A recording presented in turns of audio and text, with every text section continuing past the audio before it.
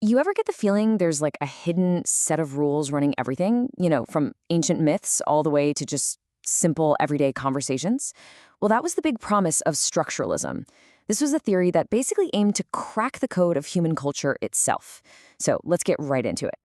So, back in the 1960s, this thing called structuralism exploded onto the scene, coming over from France. And I mean, this wasn't just some dusty old academic theory. No way. It was a full-on intellectual explosion. It completely changed the game, transforming how people saw, well, pretty much everything. But here's the wild part. You think something this big would stick around for a while, right? Nope. Its undisputed reign was incredibly short. We're talking just 2 years. From 1964 to 1966, it was the dominant force in the world of theory. And then, just like that, a major challenge came along and shook it all up. I mean, you have to imagine what that felt like. People literally said it was like waking up from a dogmatic slumber. It was absolutely revolutionary, super exciting, and it promised this completely new way of understanding humanity. It really felt like they'd been handed a master key, one that could unlock the secrets of any cultural text you could think of. Okay, so that's the hype, but how does this powerful tool actually work? Right, let's get our hands dirty and see it in action. We're going to look at how one of the big pioneers, the anthropologist Claude Lévi-Strauss, used it to decode one of the most famous stories in all of Western culture. So Lévi-Strauss was looking at the myth of Oedipus, and he wasn't just interested in the one version you might have read in school. He wanted to know, what does this myth really mean, deep down? What's its core message? And to figure that out, he did something brilliant. He gathered all the different versions he could find and treated them like they were all one single complex system. Okay, so to find the myth's hidden logic, he basically broke it down into its core parts, its building blocks, and then he arranged them into columns of opposites.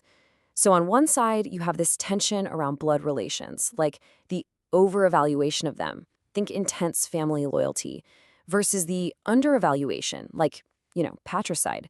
And on the other side, there's this totally different tension. It's about denying versus accepting this idea called autochthony, which is basically the belief that humans came from the earth itself. So slaying monsters born from the earth, that's denying it. But then you have these names in the myth that mean things like swellfoot, which subtly point back to it, connecting people to the soil. And this is where the genius of it really shines through, because this whole setup reveals the myth's deep structure. What Lévi-Strauss argued is that the story isn't really just about fate or some crazy family drama. Nope, it's a meditation on one of the most fundamental human questions we have. Where do we come from? Are we born from two parents, or do we spring from a single source, the earth itself? The myth is wrestling with that very idea. All right, so that's a really powerful example with Oedipus. Now let's kind of zoom out a bit and see how this builds into a general method. What are the core principles? The actual toolkit that define the structuralist approach to, well, to any cultural artifact. The literary theorist Roland Barthes, another huge name in this field, summed up the whole process perfectly. He said the structuralist takes the real, decomposes it, then recomposes it. The goal isn't just to look at something as it is, it's to take it apart, see how it's made, and then build something new and more meaningful from its pieces. So you can really break this down into 3 key steps. Step 1, take the real. You gather all your data, all the versions of the Oedipus myth, for instance. Step 2, decompose it. You break it down into its smallest meaningful units. And step 3, and this is kind of the magic trick, you recompose those units to create a new virtual object. This isn't any single version of the story. It's the hidden underlying structure, the meaning of the myth itself. Now, a really crucial part of this whole toolkit is focusing on what they call the synchronic. So instead of looking at how a myth or a language changes over time, that's called diachrony, structuralists basically take a snapshot. It's like hitting the pause button. They analyze the fixed relationships within the system just as it exists in that one moment, right now. Okay, so we've seen this thing work on a huge, ancient myth. Pretty cool. But the real power of structuralism, what makes it so mind-bending, is that it can reveal just as much hidden complexity in the simplest, most boring phrases we use every single day. So check this out. The linguist Roman Jakobson, he argued that any single thing you say, no matter how simple, actually contains 6 potential functions. And the meaning of what you said can change completely depending on which one of those 6 functions is the dominant one. All right, let's take the super simple sentence, "It is raining." Now, if the dominant function is emotive, the focus is all on the speaker.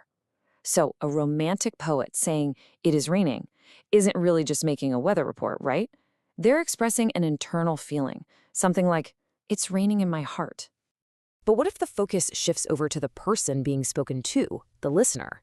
Well, then it becomes conative. Think about a parent saying it is raining to their kid who's about to run out the door. They're not describing the weather. It's a command, plain and simple. Put on your coat. Then you've got the referential function. This one is all about the context, the facts. When a weatherman says it is raining, the goal is just to convey objective information about what's happening in the world outside. No hidden meaning, just the facts. And how about this one? What if the goal is just to keep the connection going? That's what's called the phatic function. Imagine 2 people on a super nervous first date. One of them might say, "It is raining," not to give a weather report, but just to fill that awkward silence. They're just making sure the channel of communication is still open. So, this system is incredibly powerful, right? It reveals this hidden architecture under everything we say. But as elegant and as brilliant as it is, this whole structuralist machine has a kind of ghost in it, a fatal flaw. And it's this flaw that would eventually lead to its downfall. And ironically, the problem was spotted by Jakobson himself. He pointed out this really tricky relationship between 2 of his functions, the metalingual one, that's where you define what words mean, and the poetic one, which is all about creating art. The thing is, they can look structurally really similar, but they do completely opposite things. And this leads to a huge critical question. Think about it. When you say a mare is a female horse, you're using equivalent things to build an equation, a definition. But when you write a poem, you might use an equation, like a rhyme scheme, to build a sequence of words. So if the underlying structure can look identical, how on earth does the system know the difference? How does it know if you're defining a term or creating poetry? Well, the answer lies completely outside the system itself. It all comes down to the speaker's intention. And for a theory that's totally dedicated to analyzing objective structures, a theory that's all about ignoring origins or what an individual author was thinking, having to rely on something as messy and subjective as intention, that was a massive vulnerability. The code, it turns out, still needed a coder. And it was this exact problem that blew the doors wide open for the next big theoretical shift, post-structuralism.